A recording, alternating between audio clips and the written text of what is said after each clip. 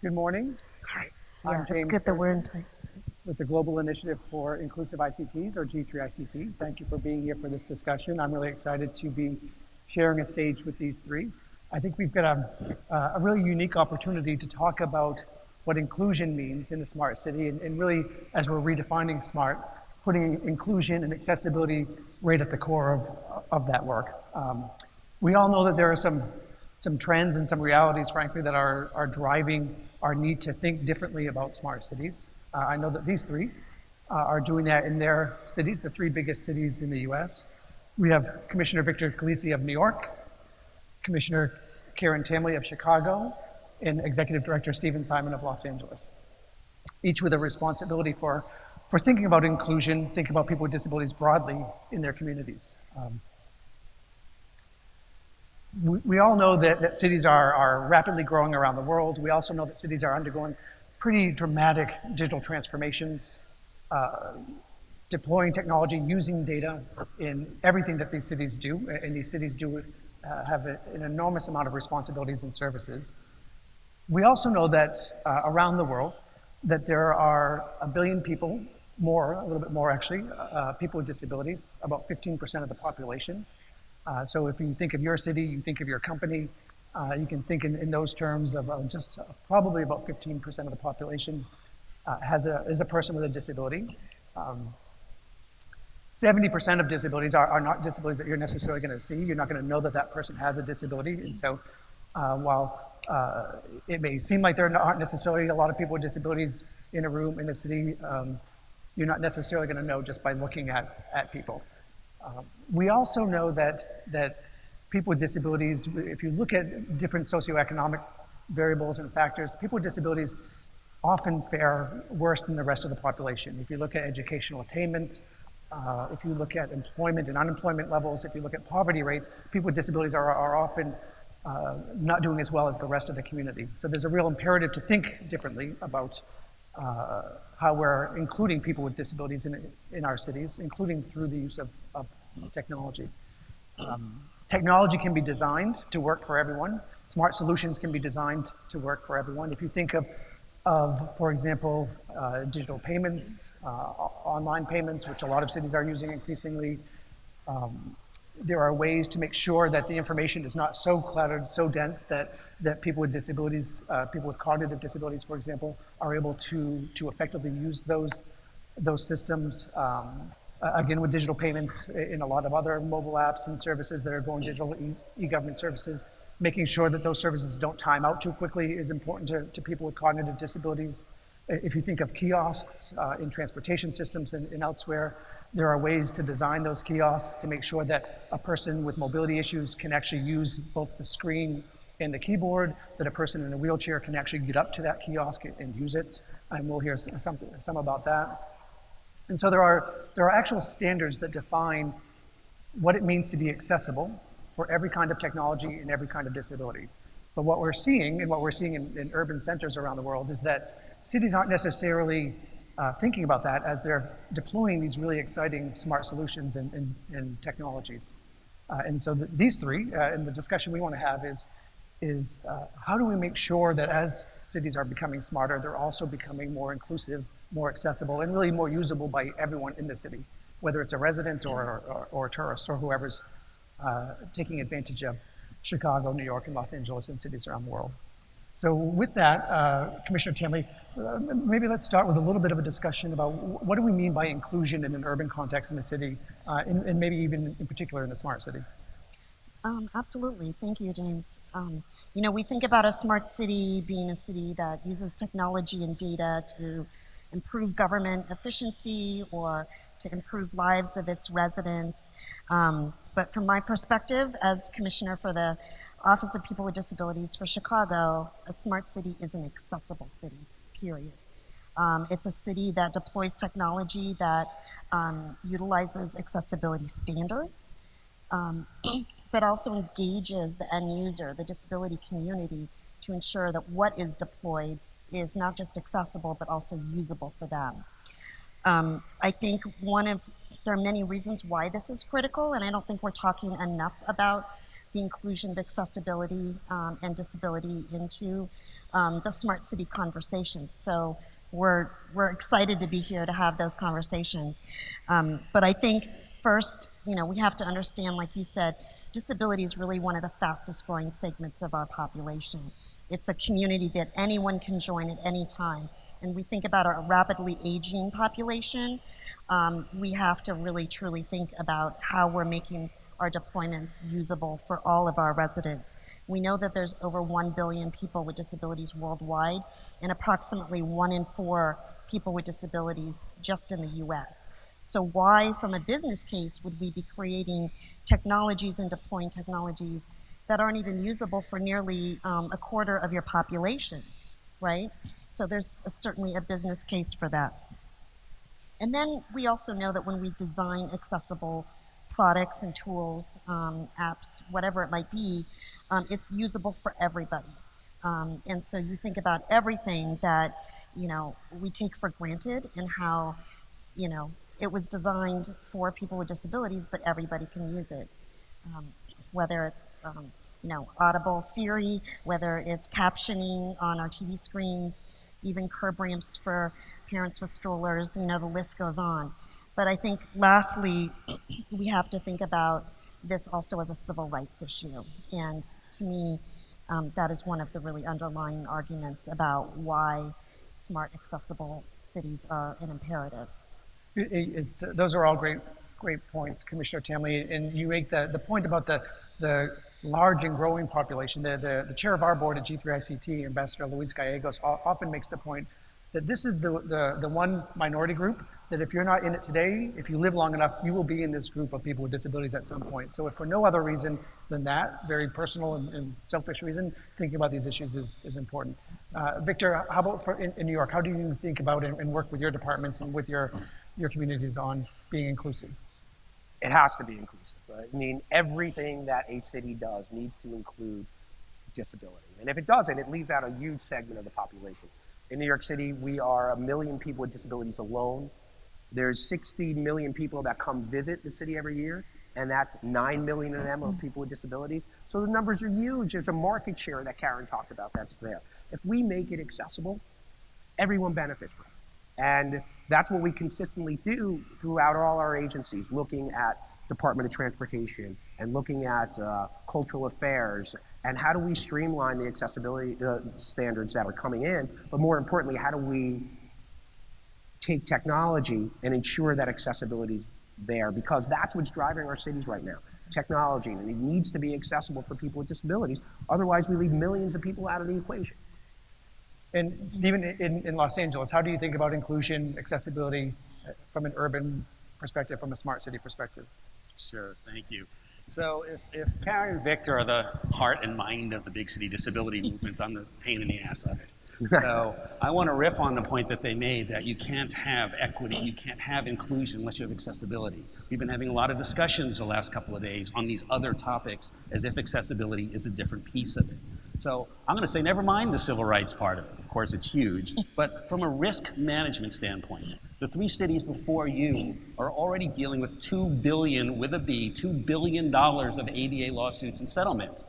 Well, let me tell you, as time progresses, those costs are going to get passed on to the vendors who are providing technology, they're providing infrastructure, they're providing all sorts of digital projects to cities under contract that are required by law to be accessible, and they're too often not.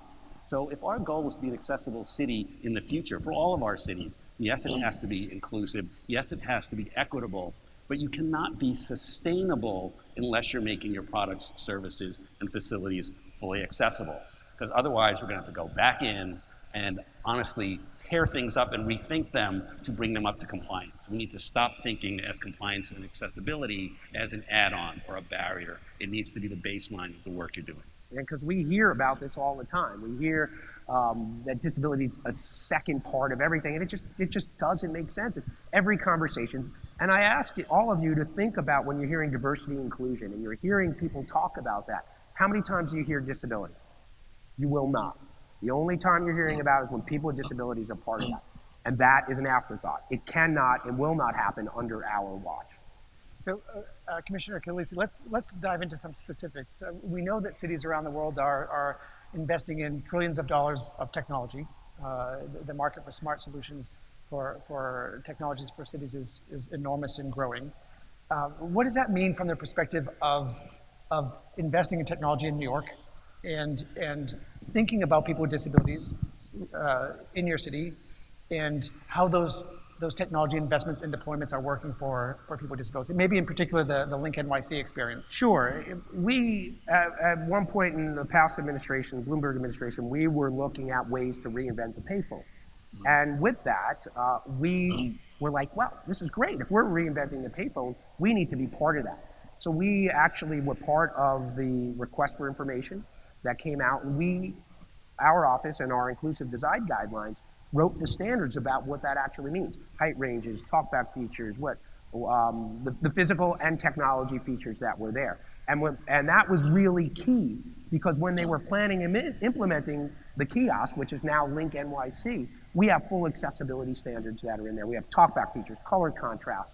We have proper heights. We actually have a keyboard, right? Everybody thinks a keyboard is dumb, but no, it's really effective for people with disabilities that you're able to be there. And it's actually a number pad, but people are able to navigate it because it has the Braille that's on there, and it's tactile. It's all part of the discussion that's there. And the technology that we continue to build on and what that link or these kiosks will be is where I'm really excited about the future. But this is the way to go. This is the way to move to make sure that in your request for proposals, in your RFIs, in your request for proposals, it's specifically spelt out. And I think cities don't do a good job on doing that, right? Because what we tend to do in our RFIs and RFPs is really say, you must meet all ADA codes and standards. We need to dive deeper. That's in there because there's a huge liability, as Stephen said. Commissioner Calise, before moving on, maybe a little bit about how in New York, and I know you've done a lot of work in New York about thinking about your enormous purchasing power around technology, and how do you embed these standards and that expectation that this technology, this smart solution that we're deploying is going to work for everyone in the city. Can you talk a little bit about how you've partnered maybe with other departments, including the CIO, CTO's department, to make sure that there is this awareness of what accessible means from a technical standard perspective? Yeah.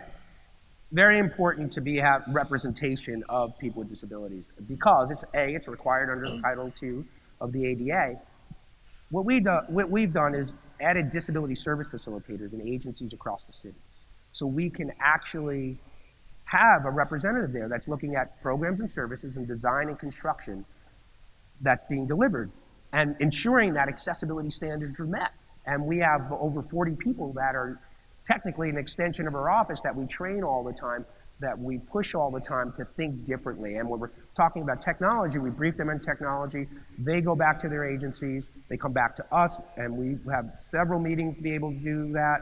We're very lucky to have a new CTO, John Farmer, who was previously with Microsoft, and he gets accessibility and planning all of that information with his team and our team and ensuring that people are there. And we have people in our office, first digital accessibility person in our office that's looking at everything that's happening in the city and constantly doing tune-ups, meaning trainings, meaning best practices and all of that. And so that's how we're tackling this issue. So the city's commitment is showing its commitment in terms of its own FTE, its own staff as well, in their training, in their awareness. And people don't know what they don't know. And we have to make sure they know. So it's part of their DNA. So, Stephen, one of the exciting stories that I know you and I have talked about in the past is we know that cities are home to amazing cultural facilities and centers and museums and art centers. Those are also becoming smarter. The investment in technology in that sector, the cultural sector, is also enormous. Is there a way to think about inclusion and accessibility and redefining inclusion as being a smarter cultural institution? And how is Los Angeles, which is home to so many great institutions, how are you thinking about that? No, absolutely. I mean, people with disabilities or families and communities love smart solutions to anything that gives us more access to the civic experience and the cultural experience around us. The example James is referencing is Hollyhock House. I'd love to talk about this. It's a Frank Lloyd Wright extraordinary property in Los Angeles, and it's one of 8 across the US that got UNESCO World Heritage Site designation this year. first we've had across this country for a man-made facility like that. It's a beautiful house. It is not accessible. It's got stairs and different levels everywhere for people with mobility disabilities. It's also really hard to get around if you're blind or low vision.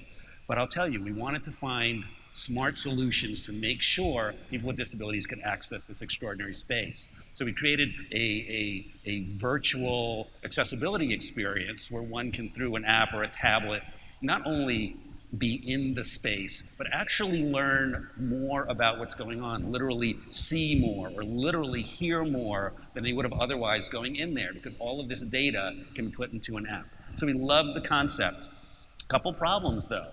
With the best intentions, the product initially came out that was, well, it gave people with disabilities access. It was compliant. But we have the opportunity to make this so rich that this would be actually the most extraordinary way to see this space and learn about it, and that everyone in the world literally could have access 24/7 to that space. So there's a content build out that needs to happen. So we're not thinking just about compliance, we're thinking about, again, a truly rich experience.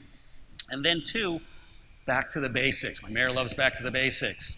This sounds beautiful and the content could be wonderful, but if you can't navigate the pad or the iPhone or what we hand you, if it hasn't been user tested by people with disabilities, the product's just not going to work. That has to be built in to every smart solution you create.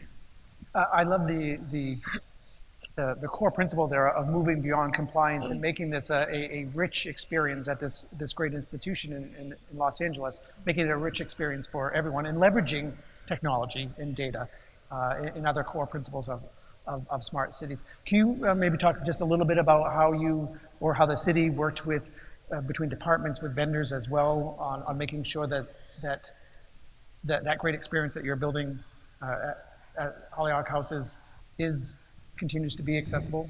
Yeah, I mean, it's a riff off what my counterparts are saying here. It's a lot of work sometimes. I almost feel for y'all as vendors and community, and some of you are city government or county government. We have a bear of a bureaucracy. And sometimes we have to go to the base level of training and explanation to say, yeah, you really have to do this. I'll be honest with you, somebody who I love, I mean really love, an extraordinary person in my city, when we set up this digital experience, literally asked me that same day, we brought it public with the mayor and the press and everything, can we get rid of the ramp now? I was like, no, you can't get rid of the ramp now. There's a lot of education to be done, but we are fully partnered with all of our city departments, and we're building a partnership with these three cities in particular and trying to reach out to, quite frankly, small, large, and big cities across America to share best practices and really get to a point where you all as vendors that are out there, where it's a lot easier for you to work with us and partner on accessibility. And one of the other things that you mentioned that I think is a core principle in all of these technology deployments that last spring, actually, all of us were actually in Israel for a conference that talks about a lot of these issues. I, on the side, went to a museum in Jerusalem where they had been doing some work to make sure that people who have visual disabilities can enjoy this great multimedia experience. And so they had an incredible audio description program. And what they realized, and I think this applies to all the work that you're doing around deploying technology, is that experience that they created for people with visual disabilities actually made the experience better for everyone, including me, who didn't speak the language. And so I was able to get an English description that was sort of amplified, really, the experience for me. And I think in the cultural space in particular, but in general, that principle works. Yeah, you talk about that, right? And if we think about technology and how people with disabilities use it, number one, because we need it, and the benefit for everyone else. I ask how many people in this room, how many times do you watch Netflix with captioning? You know, I'll probably see a lot of hands that go up, right? How many times people use the curb cuts? Audio description is wonderful, and you could turn on audio description on Netflix now. That never happened before, and it's a life-changing experience.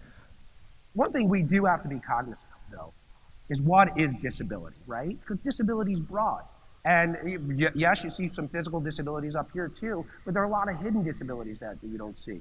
There's hearing, there's hearing disabilities, which are deaf and people who are hard of hearing. There's people with vision and low vision. There's people with mobility disabilities. But the point we always miss out is people with cognitive disabilities. And how do you simplify things so it's easy for people to be able to do that, to be able to use the technology that's being built? And that's it. It's all of those disabilities need to be addressed.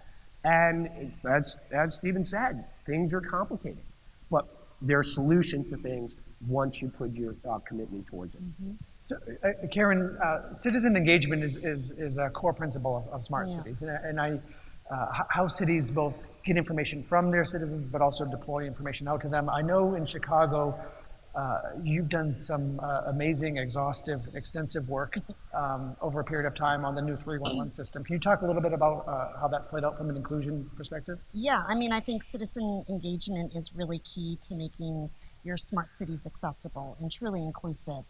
You know, I think, you know, to Victor's point about there are such a wide range of people with different types of disabilities that we have to be thinking about. It's not just about those of us who have physical disabilities. It's those that are blind and low vision and deaf and hard of hearing, and those that can't use keyboards or speech output or or even speak. So we have to be thinking about that. So it's really important that we engage a real diversity of people with disabilities.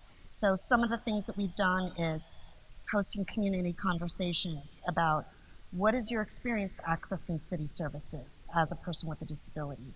You know, to setting up advisory committees, which is something that I think any company or any government can do if you don't have a disability office like ours. I think, you know, you have to be a part from the very beginning through development, through deployment, through testing, and making sure that it's truly usable for people with disabilities. So yeah, because in my role, we do a lot of accessibility permitting.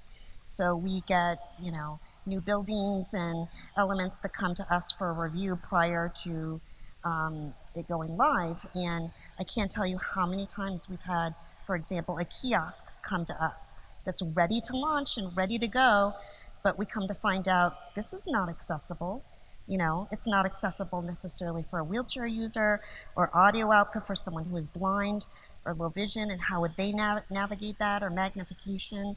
And so we end up having to be the bad guys as the disability office to say, you know what, we can't approve this or support it because it's not inclusive. And it actually, to Stephen's point, it does put us in a legal liability position as a city because, you know, if all of us without disabilities can apply for a job at the city online in our pajamas at 2 a.m., but someone with a disability can't access the online website to apply for jobs at our city because it's not accessible, that is a legal civil rights issue that we all need to be concerned about. So for us, the community engagement is probably the most critical. I can't tell you also how many vendors come to us and want to pitch their products as accessible. And I had a recent example around wayfinding. And I said, well, I'm not going to support this until I've had members of my advisory committee who are blind go out and test it. And this was something that was ready to go live as a pilot and that the city was going to endorse. Well, we get to the location and nobody could really use the app at all. I mean, it was extremely difficult to use for people that are blind. It was very confusing. Their website had issues with accessibility. And so to me, that just cemented in this idea that unless you're speaking to the end user and having them test whatever product, whatever deployment it might be, you cannot have that confidence that it's going to be truly usable and accessible. And there, in my opinion, goes your definition of a smart city, right? So I can't underestimate the role of community engagement at all steps, and not until the very end, because it's very costly. Sometimes it's almost impossible to fix something, you know, when it's already developed, right? We've had some kiosks where we've had to go 3 iterations in order to make it accessible because it was impossible to fix it once it got deployed. So, Karen, you make a couple of really important points. One is exactly that to retrofit something, to remediate a problem is going to be considerably more expensive than if you have a process in place like it sounds like you did for the new 311 system. Yeah. That is itself inclusive in thinking about engaging the community, but also engaging vendors as well, which I think is another really important thing. Definitely. And you think about government, I think this was mentioned, we have tremendous purchasing power, right? So if we start saying you can't do business with our cities unless you're accessible, and you gatekeep that through procurement, you know, that's a way to help change the landscape and start to get more vendors to be thinking about accessibility in their products that they're trying to sell the city. Karen is talking about having end users. Those end users are people with disabilities, right? And you hire consultants for everything else, but everyone wants people with disabilities to give them this information for free. No, you need to hire them as consultants, paid consultants, because people with disabilities are marginalized in this field and they need to be paid for that. And we were talking about smart city technology, and we think about destination elevators. And they're so confusing for anyone to use. They're even worse for people with visual disabilities. And I'm going to bring it back to that keypad again. We just had a revision of our New York City building code, and what we did is we brought people with disabilities in to look at destination elevators, look at what California has, because they have some good standards that are out there. And we were like, well, this doesn't work. And we had a lot of user feedback that was on there, and we readjusted our building code to make sure that accessibility was built into destination elevators. It wasn't absent, though, of the elevator industry. They were part of this process. And we ended up coming up with keypads that are there in certain areas, and there's a lot of science and charts that need to be created for this, but we came up with something that was there because we had vendors, we had industry, we had users, and we had our office leading that way. So those are really key important things. Let me add one more quick footnote on that. It's real practical. If you're a vendor, if you're a developer of a product you want to sell to a city, in all seriousness, find us first. If you can get past our staff and our requirements, you're not going to have to come back full circle. Fire department's easy. We're the tough ones. And honestly, sometimes you can get all the way through a process of getting a contract and doing procurement with the city, again, like you've heard, before somebody mentions, oh, is it accessible? If you get to us first and we start working on those issues, your business is quite frankly going to do better. And we're not the only offices, right? Just in big cities. We just convened the first meeting of mayor's office with people with disabilities around the country. We had about 13 cities there, and people are out there. These offices do exist. Use them. Mm-hmm. One of the, I think, the most interesting and exciting parts of this work that we all do around inclusion, accessibility, disability, technology, and smart cities is in the innovation space and thinking about long-standing urban accessibility challenges and how can we use mainstream technologies, but also more leading-edge technologies and data to address some of these challenges. I know at G3 ICT in our Smart Cities for All program, one area that we're looking at is in justice systems, courts and justice systems, and can we be using technology in creative ways, and we started to hear a little bit about being creative, apply technology and data to address some of these long-standing problems, like using AR and VR to help people with anxiety disorders familiarize themselves with what a courtroom process is going to be like, which is daunting for anyone, I think, and hard to understand. So imagine if you have an anxiety disorder, can we use technology to sort of help with that? Maybe in the remaining time that we have some discussion about some of these long-standing challenges and issues and how we might address them. Commissioner Tamley, would you like to jump in on that one? Yeah, I mean, I think there's a lot of ways that we can be using technology to address issues. I mentioned wayfinding, that's a big issue. Victor and I always talk about the audible pedestrian signals that we're installing in our cities, and it's very heavy infrastructure. It's an audible output as part of your traffic signal that alerts folks that are blind and low vision when it's safe to cross the street. We are always talking about there's got to be technology that can do this cheaper and easier in terms of deployment. So we think about that. I'm really doing a lot of work around the indoor wayfinding, particularly at complicated venues like O'Hare Airport or a convention center. And that is really an emerging issue that we're hearing a lot from the blind community about wanting to have that. But that's a challenge that we're still working on. So I think those are just some of the examples. We're also looking at transportation issues, and I think kind of one of our good recent examples is around paratransit. And paratransit is the door-to-door service that's the ADA equivalent to a person with a disability riding a fixed route bus or train. So it's a federally mandated service for those that can't ride mainline transit, right? It's been an old archaic system. You have to call on the phone and make your reservation the day before. And the only way you can find out where your vehicle is by calling a number, calling the dispatch. There's never two-way communication between the driver.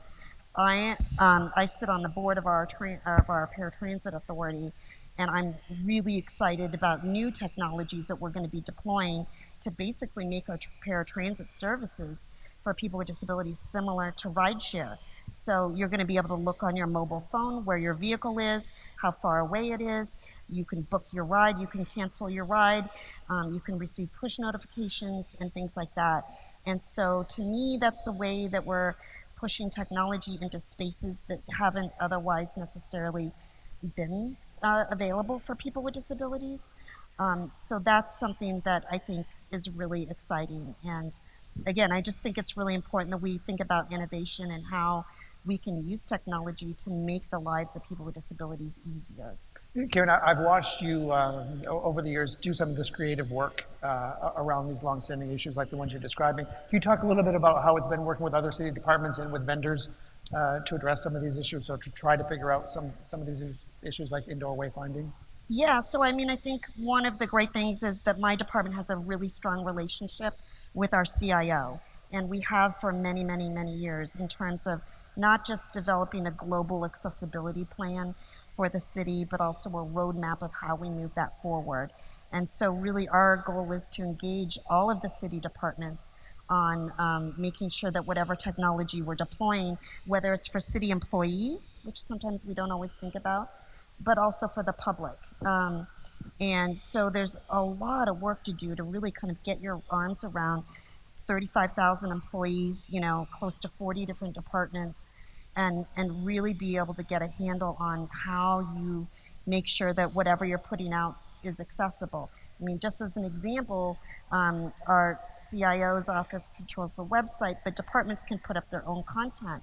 So unless you're constantly training about what does accessible web content mean, you know, you're going to have to figure out other solutions of how to ensure accessibility with limited staff and limited resources. So I think it's constantly evolving. You have to be very strategic about how you achieve accessibility, how you achieve accessible smart city status. But it's really important, that relationship between the CIO and the disability office.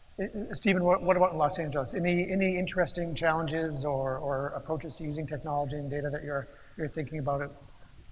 You know, where I'd run with this is, it's what our baseline responsibility is. Every single city program, service, facility, and activity needs to be accessible, period. So we're always looking for smart solutions, and everything can be a barrier.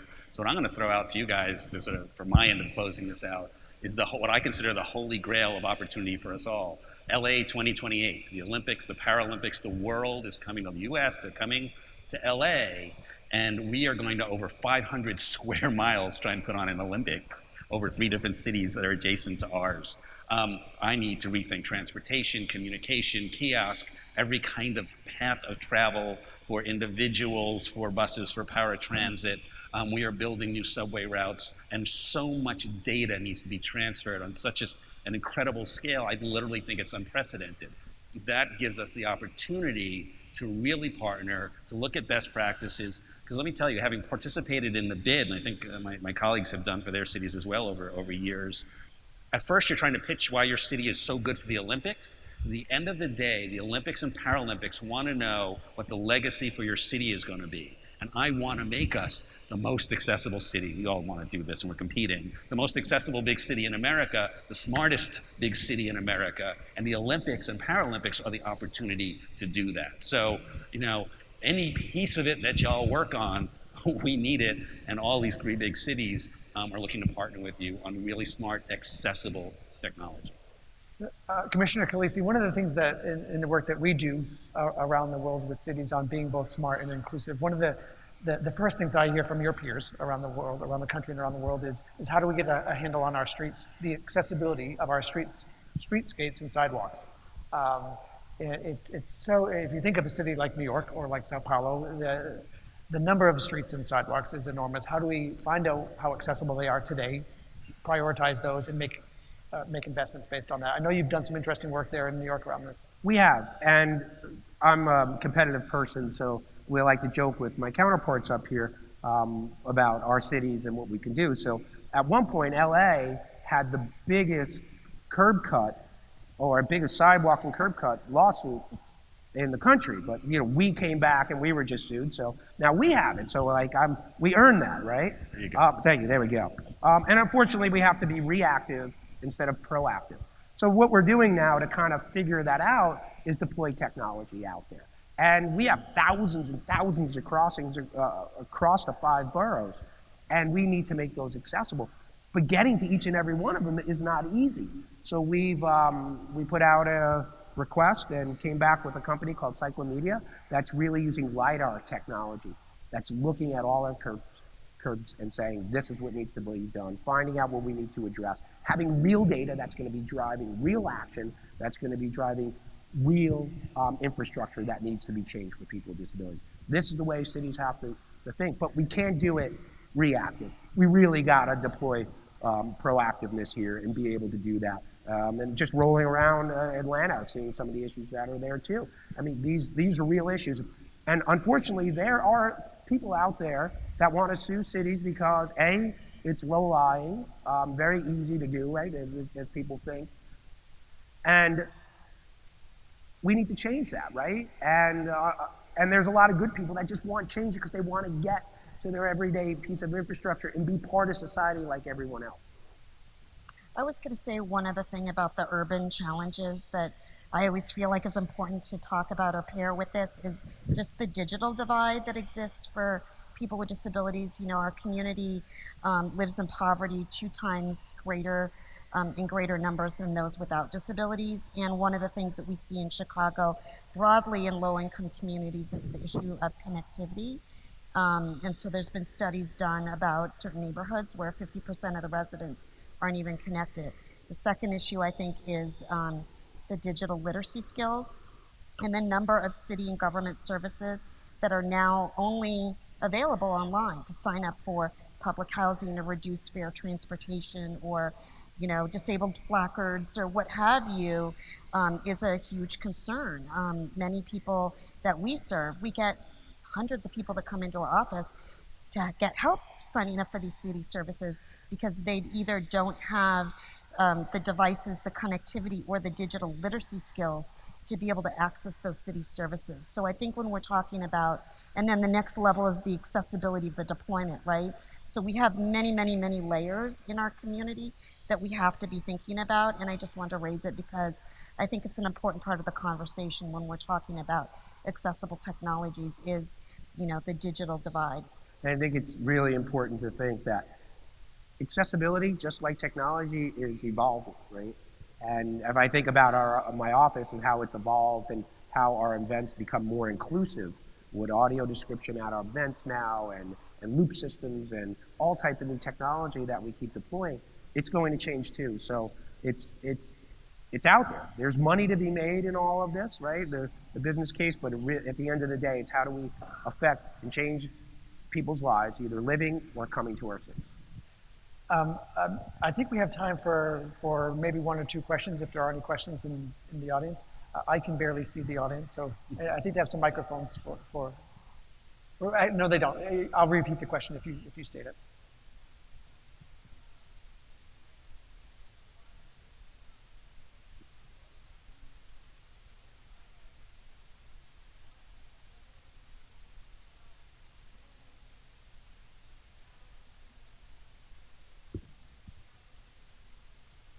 So the question was for the recording, recognizing the large and growing aging population in a lot of cities here in the US and worldwide, what do you see in terms of disability within the aging community and how are you thinking about addressing? Digital literacy is number 1, right? How do we ensure that the technology we're putting out there are good for older folks?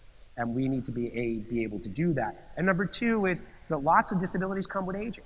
Right? I wear glasses now that I never have. and mobility becomes lots. So it's broad in its scope, but making sure that we have digital literacy and making sure that our Department for the Agings and our organizations are actually employing some of this technology to that. And we do that well at our gift. Things are there, but vision is certainly a big issue that comes along with that. Karen, you want to, I know you have something to say. I mean, I would just say vision, hearing, and mobility are probably the three largest aging disabilities that we see. And it's interesting because, we're seeing more and more accommodations, for example, in theaters, around assistive listening devices and audio description in movie theaters and theaters, and how that's really emerging because I think these sectors are discovering that their audience base primarily are people who are older and aging with their disabilities. And if they're going to keep these customers coming to movies, film, and arts programs, they can't do it without starting to think about accommodations. And so again, to me, that's making that business case about why it's so important to provide. Those theaters want to make money, and we have done something with technology called Gallup Pro that provides audio descriptions and captioning, sign language, all of that, so people can go to a show, not on a specific day, but anytime they want. Stephen? So as you heard, the answer is all of the above. Physically, right? The cognitive piece I do want to circle right back on. I'm afraid to use Instagram. Never mind my 77-year-old mother. If you keep building smarter and faster technology that sounds really great to a 22-year-old and everyone over 60 can't use it, you're losing one, market share rapidly, and two, we're just not going to have a smart, accessible, and sustainable city. It's that simple. So I could sit, and I don't think we have time, unfortunately. I could sit here and talk with the three of you for all afternoon. I appreciate your time, admire the work that you're doing with your city departments, with your vendors and your communities. It's fantastic work. Thank you for sharing that with all of us, and thank you for being here. Thank you for the work you're doing, James.